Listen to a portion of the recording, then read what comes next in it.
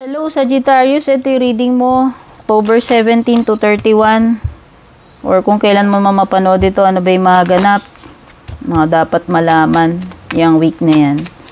Maraming salamat po sa support nyo, sa mga datihan na rito at pati na rin sa mga baguhan. Pakipanood na lang yung video hanggang dulo kung interesado kayo magpa-private reading sa akin. Nandiyan po lahat ng detalye at nakasulat din po sa itaas or sa ibaba. Yan. Sagittarius, Sun, Moon, Rising, Venus signs or cross watchers. Hindi ko kontrolado yung mga energies guys ha. Pwedeng masagap natin dito past, present, future energy. Depende kung ano yung nagre-relate sa inyo. Hindi nyo ito personal reading kaya for sure hindi lahat makaka-relate dito. Gawin nyo lang gabay ang mga card readings yan.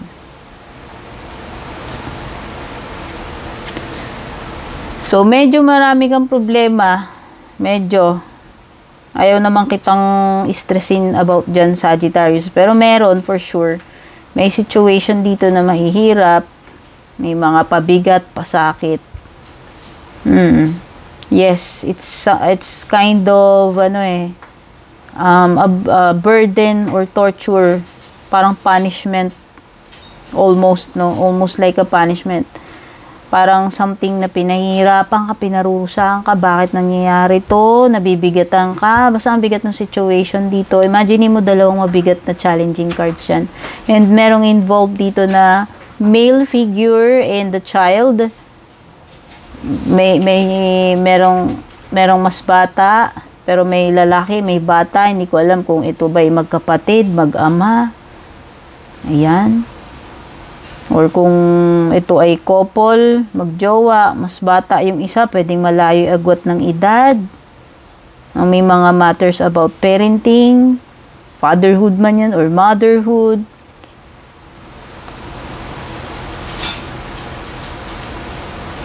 Oo, merong mabigat na duty dito eh. And then pwedeng yun yung isang nagpapabigat sa'yo kasi pwedeng ang dami mong pasanin na responsibilities, duties, tapos kailangan mong gampanan yung role mo as ganito, as ganyan, or ikaw ba yung in charge dyan sa responsibility na yan. Tsaka pwedeng yung iba dito baka energy ng byudo or byuda, parang ganun. Or meron bang recent na na maalam na loved one, pwedeng may ganyan eh. And then dahil doon sa pamamaalam na yon, naiwan yung responsibility, and now etong person na to na may bit-bit ng mga possibility na yan, pwedeng na siya, na-overwhelm, nabibigatan siya doon sa dami ng responsibilities niya. Oo. Maaaring magkaroon ng mga dito problema, awayan, debate, yan yung mga pagtatalo. So, ingat-ingat pagdating sa mga ganyang yung usapan, magkaroon ng awayan, conflict. So, tignan na natin yung iyong love life.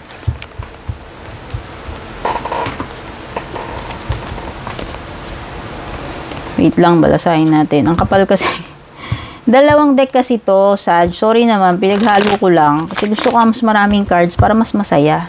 Marami tayong mahugot or magkakaiba. O, diba?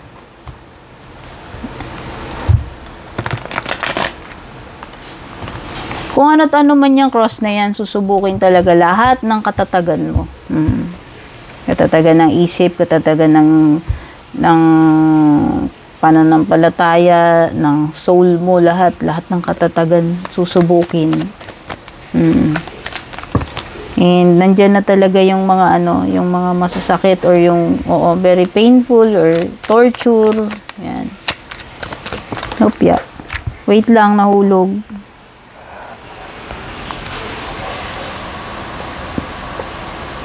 Sorry naman at ay hirap magpulot. Okay, sa love life mo, unang card, you have history. Mukhang past ito Past jowa. Past nakakonect mo. Ano pa? Something na nangyari na sa past. Ayan, may history daw kayo nito. Tignan pa natin. History na, pwedeng tapos na no? Ayan, Ay! Oo, may nangyari sa inyo nito. Pero ito ay bawal na pag-ibig. Yun yung lumilitaw dito. And pwedeng pwedeng naging tragic. Tragic yung naging connection ninyo. Kasi meron something about tragedy and nangyari sa past and merong bawal na pag-ibig. Ayan. Yun na nga. Oo, pero this is something na talagang siguro is na in love kayo sa isa't isa kasi andyan yung romance pa rin eh. Andyan yung malalim yung naging feeling sa isa't isa. Andun yung matinding passion, yung matinding pagnanasa sa isa't isa. The fact na napunta kayo sa isang bawal na pag-ibig. So hindi ko alam kung this is a sign ng isang past person na magbabalik sa iyo or nagbabalik na kung nangyayari na yan, okay? Or magbabalik pa lamang. Pero nakikita ko dito is hindi namatay yung flame na yan, hindi namatay yung desire nyo, yung pagmamahal nyo sa isa't isa. Yun nga lang bawal siya. So, yan. Pwedeng this is some kind of a history repeating itself situation sa inyo nitong past person mo. So, nangangamoy pwedeng nangangamoy balikan. Kasi andun pa rin yung love, andun pa rin yung feelings, nandyan pa rin yung attraction, no? So, parang rekindling. Sabi ko nga, mukhang mauulit na naman yung history. Yan.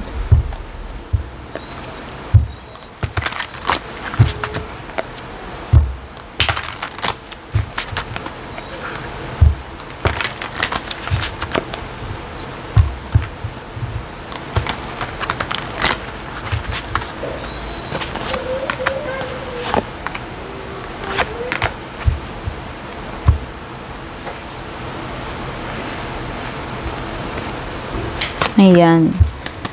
Merong Virgo energy dito. Meron din Cancer energy. Strong energy ng Cancer, Virgo, and Libra.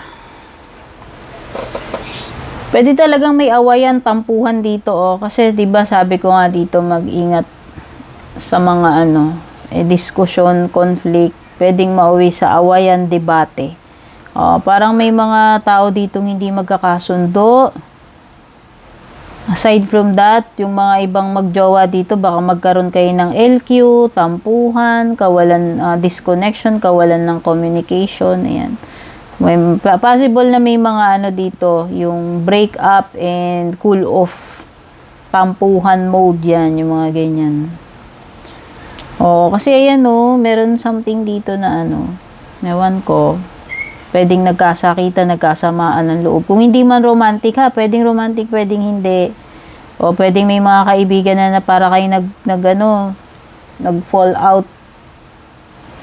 Ibig sabihin nagkaroon ng yung break up as friends. Pwede rin naman, 'di ba? Minsan nangyayari naman 'yun diba? Dati mong best friend tas para kayo nag-break. Hindi lang naman sa mga magjojowa 'yun. Minsan ganyan. Pwede rin may mga dito yung mga deal na hindi hindi magiging successful yung yan. Sabihin na natin sa mga deal, halimbawa may kausap ka about sa business o may usapan kayo ganito ganyan. Pwedeng hindi kayo nagkasundo nung huli or hindi natuloy yung transaction, hindi naging maganda. Ayan, may possible na nagkaroon ng yung rejection. Oo. Pwedeng yun nga, sabi ko nga, pwedeng may misunderstanding dito. Hindi man mawala, pwedeng mawala ng connection or pag-uusap, pero pwede rin naman na nag-usap, pero parang hindi, hindi naging maganda yung pag-uusap or hindi nagkaintindihan. Parang mga ganun. Sa romantic man yan or hindi.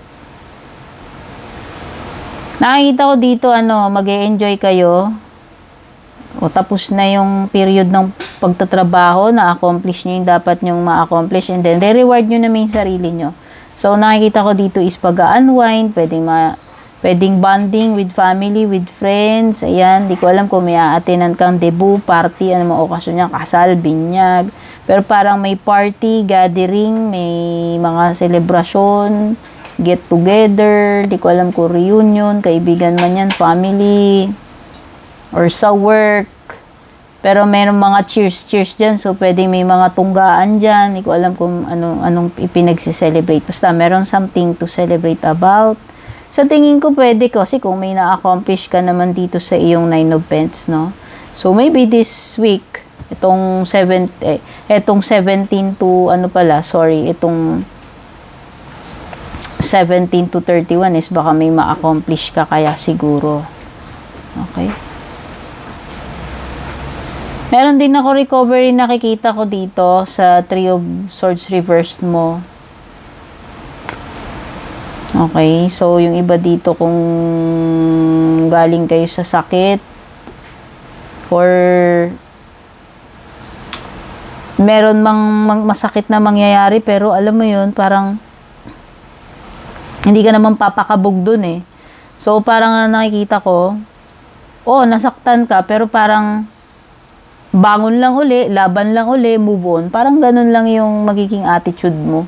Kumbaga hindi ka na magde-dwell doon sa masakit na part na yun. Mas pipiliin mo na lang na mag-move forward. O ano man yan. Breakup man yan or hindi ko alam. No? So, ayan, Sagittarius, yan yung mga nakuha kong energies dito sa iyong reading. Sana makatulong sa iyo to. Take care, babush.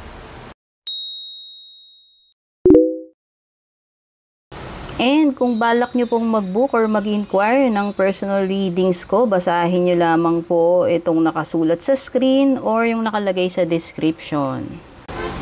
Shoutout at thank you sa ating mga YouTube channel members, Juliet Saito, Vel, Mildred, Julian, Alejandra, Maya 2.6, Michael, Rosel, Belen, Melinda, Jane, Devi, Joy, Gwen, De Luna. Shoutout and thank you rin sa ating mga FB page subscribers, Alicia, Aida, Jovel, May, Ann, Jennifer, Jane, Aida, Aluwap, Emilu, Melinda, Grizel, at ang pinakabago si Shay Santos.